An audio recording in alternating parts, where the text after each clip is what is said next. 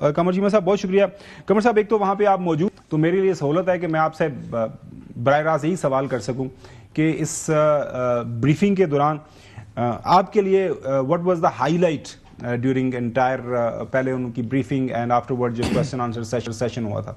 चीमा साहब। जी बहुत शुक्रिया खावर गोमन साहब, हसन साहब और चौर साहब। देखिए, पहली बात तो ये है कि ख़ास तौर पे जो अफ़गानिस्तान के हवाले से कल कोई बातें चल रही थी जी कि वहाँ पे पाकिस्तान ने स्ट्राइक की है।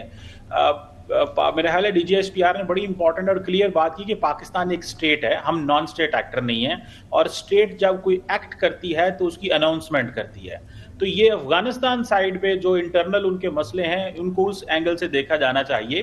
पाकिस्तान जो है जब कोई एक्शन लेगा, जब कोई स्ट्राइक करेगा, एक तो हमारे पास इंटेलिजेंस होती है हमने, और दूसरा ये भी इंपॉर्टेंट बात है कि जब भी पाकिस्तान में भी रिसेंटली 1-2-3 हमले हुए हैं तो पाकिस्तान ने रिएक्ट अभी तक नहीं किया। बहुत सारी चीज़ों को कंसिडर करके देख के तो हम रिएक्ट करते हैं और हमें पता होता है कि ये DGSPR का एक मौक़िफ़ था। लेकिन सबसे इंपॉर्टेंट चीज़ ये है कि जो असला था उसके हवाले से बात हुई कि इसमें से बहुत सारा असला जो दहशतगर्द जमातें इस्तेमाल करती हैं वो वही है जो अमेरिकन छोड़ के चले गए, जिसकी वजह से जो उनके पास एक लिवरेज है कि वो सोफिस्टिकेटेड असला भी इस्तेमाल करते हैं और वो एक चैलेंज भी है हमारे पास। दूसरी मेरा ख्याल है कि इंपॉर्टेंट बात ये भी थी जो कि बलूचिस्तान और खैबर पख्तूनख्वा के हवाले से थी कि बलूचिस्तान के अंदर हुकूमत जो है वो दहशतगर्दी को ख़त्म करने के लिए जहाँ पे काइनेटिक ऑपरेशन कर रही है वहाँ पे नेशनल एक्शन प्लान को भी इम्प्लीमेंट किया जा रहा है, और वहाँ पे जो हुकूमत है वो काम कर रही है वो इकोनॉमी को बेहतर करना हो, और ख़ास तौर पे जो टेररिज्म, क्रिमिनल्स एंड पॉलिटिक्स का जो नेक्सस को तोड़ने में बहुत ज़्यादा काम हुआ। और ख़ास तौर पे आपको याद होगा और बताया, डिस्कस भी हुआ कि जो ये तेल के हवाले से स्मगलिंग, ईरान के डीजल के हवाले से स्मगलिंग की बात की, तो वो बहुत हद तक जो स्मगलिंग है रुकी है। सो इलीगल स्पेक्ट्रम जो है ये एक इम्पॉर्टेंट है।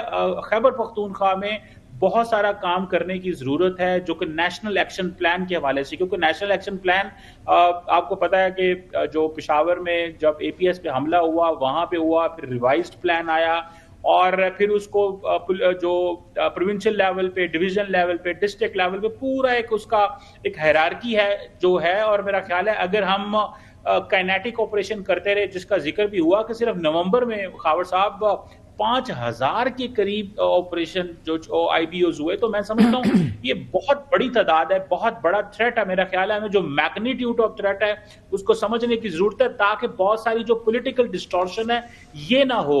अब बहुत सारे जो ग्रुप हैं या पॉलिटिकल एक्टर्स हैं वो अगर इस बात को श्रग ऑफ कर देते हैं, इग्नोर कर देते हैं कि नहीं जी इसको हमें इग्नोर नहीं, बिल्कुल इग्नोर नहीं कर सकते। इसी तरह चीमा साहब वहाँ पे एक और बात हुई हसन, वो ये कि हालिया जो दहशतगर्दी के वाक़यात हुए, इस्लामाबाद के अंदर एक सुइसाइड बॉम्बिंग हुई, वाना के अंदर जो हमला किया गया, पेशावर के अंदर ये FCC के ऊपर हेडक्वार्टर के ऊपर हमला किया गया, तमाम शवाहिद ये जाहिर करते हैं कि राब्ता कारों की सहूलतकारी अफगानिस्तान की सरजमीन से हो रही है। अफगान नेशनल थे, उनकी ट्रेनिंग और वहाँ से हो रही है।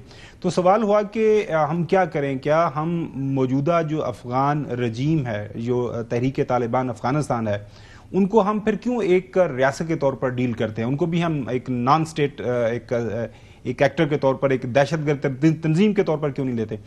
तो उसके ऊपर उनका ये DGSPR का ये कहना था कि जी देखें, हम उनको ये कह रहे हैं कि आप अगर दावा करते हैं आप एक रियासत, एक जिम्मेदार रियासत के तौर पर हुकूमत चला रहे हैं तो बिहेव करो, एक्ट करें, ठीक है।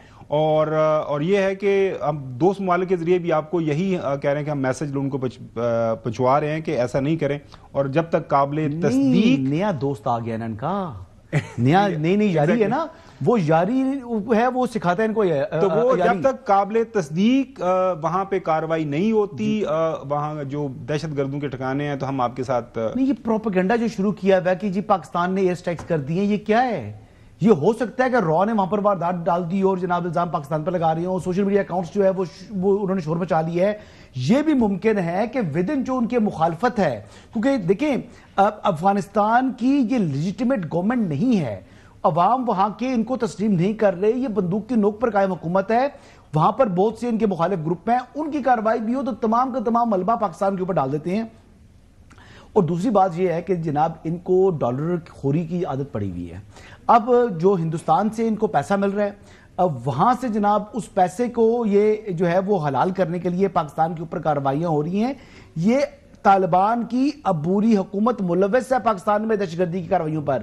میں پہلے بھی کہہ چکا ہوں کہ یہ ایک سکے کے دو رخ ہیں. تحریک طالبان پاکستان یا جو تحریک طالبان افغانستان ہیں, یہ دونوں ایک ہی ہیں. چیک پوسٹوں پر اکٹھے کھڑے ہوئے ہیں. جو ایئرپورٹ ہے کابل والا, وہاں پر 60% سے زائد ٹی ٹی پی کے لوگ کھڑے ہوئے ہیں, وہ سیکورٹی پرووائڈ کر رہی ہیں. انہی کو جو ہے وہ ان کے امیر کو انہوں نے امیر مانا ہوا ہے. تو فرق کیا ہے؟ اب کیا کر رہے ہیں؟ اب وہ کہہ رہے ہیں, نام لے رہے ہیں ٹی ٹی پی کا کہ جی ان کی آپ سے دشمنی ہے, ہماری دشمنی نہیں ہے. لیکن یہ پاکستان کے اوپر حملہ آور ہے. زیارت میں کون گرفتار ہوئے ہیں آج؟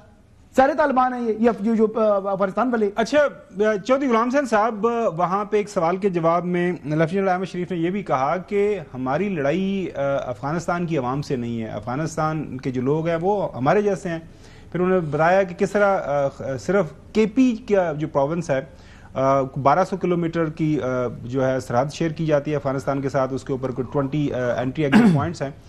ہمارا مسئلہ دہشت گردی سے ہے اور صرف یہی ایک واحد ایجنڈا ہے جس کے اوپر ہم بات کر رہے ہیں کہ اور اس کے اوپر آپ کو کام کرنا پڑے گا جو صاحب, اور یہی ایک واحد میسج ہے. جی جو صاحب.